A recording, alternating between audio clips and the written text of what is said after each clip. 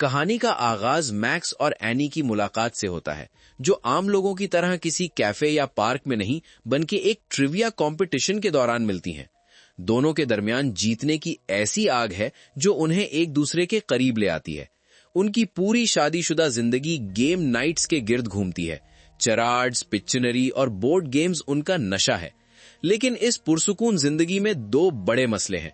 पहला मसला उनका पड़ोसी गैरी है, जो एक पुलिस ऑफिसर है। गैरी की शख्सियत निहायत ही संजीदा और खौफनाक हद तक खामोश है। जब से उसकी बीवी डेबी उसे छोड़कर गई है, वो हर वक्त अपनी पुरानी यादों और अपने कुत्ते के साथ अकेला रहता है। मैक्स और एनी उससे बचने के लिए झूठ बोलते हैं, क्योंकि गैरी गेम का मजा किरकिरा कर देता है। दूसरा मसला मैक्स की अपनी जाती इनसिक्योरिटी है। मैक्स का बड़ा भाई ब्रुक्स हमेशा से हर चीज में अल्फा रहा है। ब्रुक्स के पास बेहतरीन गाड़ी है, ज्यादा पैसा है और वो बचपन से ही मैक्स को हर गेम में हराता आया है। मैक्स की इस इनसिक्योरिटी की वजह से वो बाप बनने से भी घबराता है, क्योंकि डॉक्टर का कहना है कि स्ट्रेस की वजह से वो कंसीव नहीं कर पा रहे। ब्रुक्स शहर वापस आता है और एक निहायत ही शानदार मैंशन किराए पर लेता है। वो मैक्स, एनी और उनके दोस्तों केविन, मिशेल, रायन और रायन की नई डेट सैरा को बुलाता है।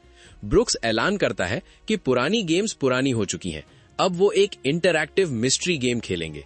वो बताता है कि एक किडनैप होने वाला है और जो उसे बचा लेगा वो ब्रुक्स की चमचमाती हुई 1976 कॉर्वेट कार जीत जाएगा।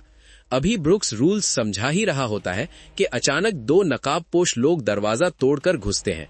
वो ब्रुक्स को निहायत बेरहमी से पीटते हैं, फर्नीचर तोड़ते हैं और ब्रुक्स को घसीट कर ले जाने लगते हैं। यहाँ फिल्म का असली मजा शुरू होता है, क्योंकि मैक्स, एनी और उनके दोस्त इसे गेम समझकर पॉपकॉर्न खा रहे होते हैं और ब्रुक्स की एक्टिंग की तारीफ कर रहे होते हैं। वो ये समझते हैं कि ये सब स्क्रिप्ट का हिस्सा है, हालांकि ब्रुक्स असलियत में अपनी जान बचा रहा होता है। जब किडनैपर्स ब्रुक्स को गाड़ी में डालकर ले जाते हैं तो सब दोस्त मुख्तलिफ क्लूज ढूंढने निकलते हैं, ये सोचकर कि ये सब फेक है। मैक्स और एनी एक फोन ट्रैकर का पीछा करते हुए एक पुरानी बार में पहुंचते हैं। एनी वहां एक बदमाश के हाथ में असली गन देखती है, लेकिन उसे लगता है कि ये रबर की गन है। वो उससे खेलना शुरू कर देती है और बदमाशों को धमकाती है।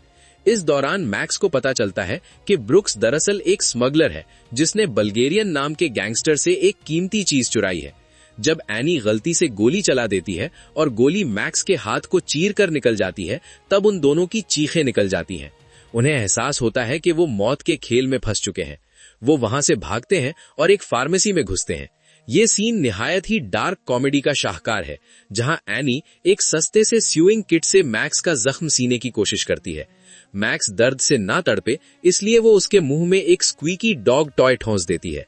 हर बार जब मैक्स दर्द से चिल्लाता है, टॉय से स्क्वीक की आवाज आती है, जो माहौल को मजीद मजाहिया बना देती है। उधर केविन और मिशेल का अपना ही ड्रामा चल रहा होता है। केविन पूरी रात इस बात पर मिशेल को तंग करता है कि उसने किसी सेलिब्रिटी के साथ उसे धोखा दिया है। मिशेल आखिर में मानती है कि वो डेंजल वॉशिंगटन था, लेकिन बाद में पता चलता है कि वो सिर्फ एक हमशक्ल था। दोस्तों को पता चलता है कि ब्रुक्स ने बल्गेरियन नाम के गैंगस्टर से एक कीमती फैबर्जे एग चुराया है, जो दरअसल एक विटनेसिंग प्रोटेक्शन लिस्ट छुपाए हुए है। ये एग अब एक निहायत ही अमीर और खतरनाक शख्स द काउंसिल मैन के पास है, जो अपने घर में अमीर लोगों के लिए फाइट क्लब चलाता है। तमाम दोस्त इस मैंशन में घुसते हैं। वहां एक लंबी और बेहतरीन तरीके से फिल्माई गई एक्शन सीक्वेंस है, जहां ये दोस्त एग को एक दूसरे की तरफ ऐसे फेंकते हैं जैसे वो रग्बी खेल रहे हों, ताकि सिक्योरिटी गार्ड्स उन्हें पकड़ न सकें।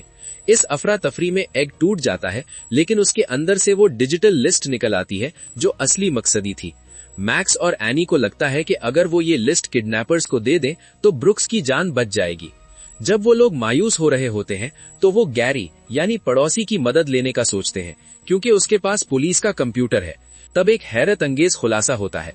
गैरी ने दरअसल ये पूरी किडनैपिंग खुद प्लान की थी।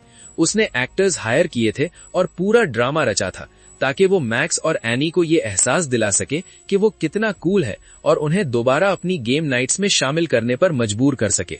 मैक्स और एनी गुस्से में होते हैं, लेकिन हैरान भी होते हैं कि गैरी ने इतनी प्लानिंग की। लेकिन कहानी यहाँ खत्म नहीं होती। असली बल्गेरियन के आदमी वहां आ पहुंचते हैं। उन्हें गैरी के प्लान का पता नहीं होता। वो असली बदमाश होते हैं। वो गैरी को गोली मार देते हैं। शुक्र है कि गैरी बच जाता है, लेकिन जख्मी हो जाता है और असली लिस्ट लेकर ब्रुक्स को एयरपोर्ट ले जाते हैं। मैक्स और एनी को एहसास होता है कि अब वक्त आ गया है कि वो अपनी गेमिंग स्किल्स को असली जिंदगी में आजमाएं। वो एयरपोर्ट पहुंचते हैं जहां बल्गेरियन का प्राइवेट जेट उड़ने वाला होता है। मैक्स अपनी पुरानी और टूटी फूटी गाड़ी को जेट के इंजन के आगे ले आता है ताकि वो उड़ न सके। एनी एक फायर एक्सटिंग्विशर लेकर जेट के अंदर घुस जाती है और बदमाशों की धुलाई करती है। मैक्स भी अपने भाई को बचाने के लिए अपनी इनसिक्योरिटीज से लड़ता है और बदमाशों का मुकाबला करता है। आखिरकार वो ब्रुक्स को बचा लेते हैं और बदमाशों को पुलिस के हवाले कर देते हैं। ब्रुक्स को अपने किए पर शर्मिंदगी होती है, लेकिन कानून तो कानून है, उसे जेल जाना पड़ता है। कुछ महीने गुजरने के बाद हालात नॉर्मल हो जाते हैं। मैक्स और एनी के दरमियान स्ट्रेस खत्म हो जाता है और वो बाप बनने की खुशखबरी सुनाते हैं। उनकी गेम नाइट्स अब पहले से ज्यादा बड़ी हो चुकी हैं और अब गैरी उनका मुस्तकिल हिस्सा है। फिल्म के बिल्कुल आखिर में क्रेडिट्स के दौरान दिखाया जाता है कि गैरी अब भी पीछे नहीं हटा। वो मजीद इलैबोरेट और दिमाग घुमाने वाली गेम नाइट्स प्लान कर रहा है, जिसमें वो शायद पूरे शहर को शामिल कर ले। कहानी ये सबक देती है कि मुकाबलाबाजी अगर दोस्ती और प्यार के लिए हो तो ये जिंदगी को दिलचस्प बना देती है, लेकिन जब ये झूठ और धोखे पर मबनी हो तो ये सब कुछ तबाह कर सकती है। ये फिल्म सिर्फ एक कॉमेडी नहीं, बल्कि दोस्ती, भाईचारे और पड़ोसियों के साथ रिश्ते निभाने की एक अजीबोगरीब दास्तान है।